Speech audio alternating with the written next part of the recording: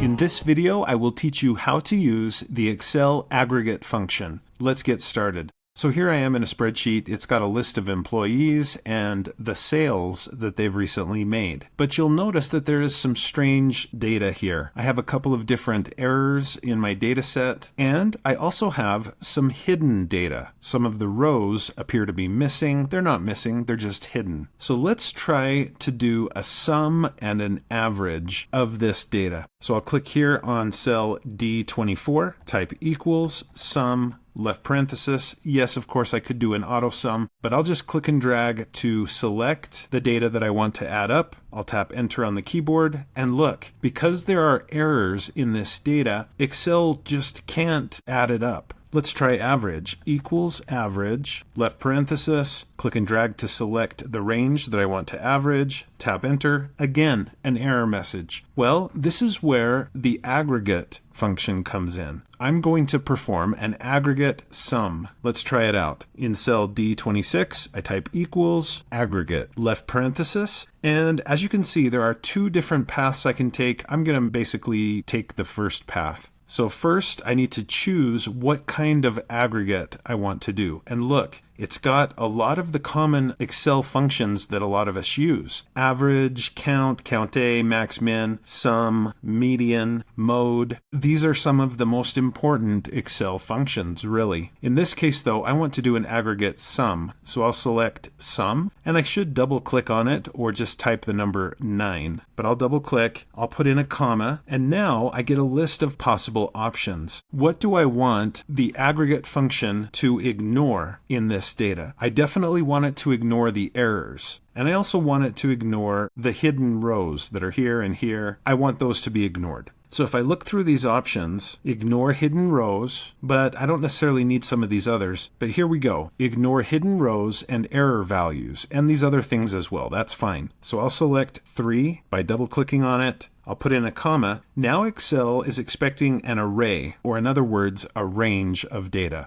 So I'll click and drag to highlight the array or range that I want to do an aggregate sum of. And I'm still including those error messages in my selection. And that's all I really have to do here. I'll just put in a right parenthesis, tap enter on the keyboard, and look, the aggregate function allows me to still perform a sum even though I have errors in the data set. And at the same time, it's also skipping the hidden rows. Now, to show that this is actually working, I'm going to click and drag to highlight a couple more rows, and I'll right click and choose hide. And keep your eyes over here on this cell to see if the number changes. So I'll select hide, and the number updates because, again, I'm ignoring hidden rows. Let's do another aggregate, this time an aggregate count. So I'll type equals aggregate, left parenthesis. This time I want to do a count. It would also work with count A or some of these other options, but I just want to do a count. So I'll double click there, comma. Again, I want it to ignore hidden rows, error messages, and these other things too. I'll put in a comma, and now I'll click and drag to select the range or the array. I should put in a right parenthesis, but I don't really have to, so I'll tap enter, and it's counted up that there are 7 records. 1, 2, 3, 4, 5, 6, 7. So it counts the 0, but it's not counting the hidden rows. It's not counting the error messages. That's perfect. That's exactly what I want.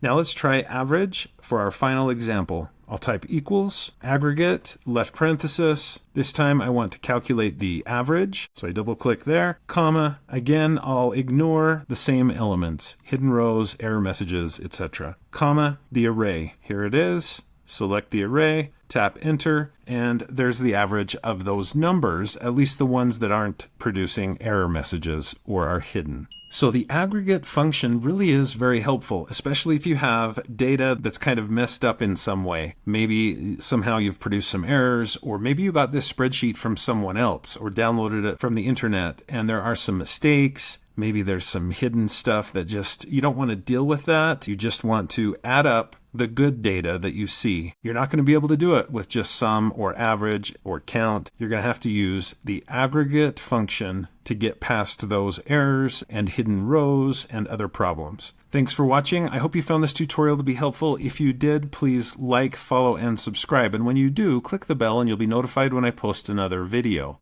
If you'd like to support my channel, the best way to do that is to become a channel member. You could also support me by clicking the thanks button below the video, or through my Patreon account, or by buying channel merch. And you'll see information about those options in the description below the video. Speaking of supporting the channel, I want to say thank you to my super techie channel supporters. Thank you so much for helping me to continue to produce these videos by supporting the channel. Thank you.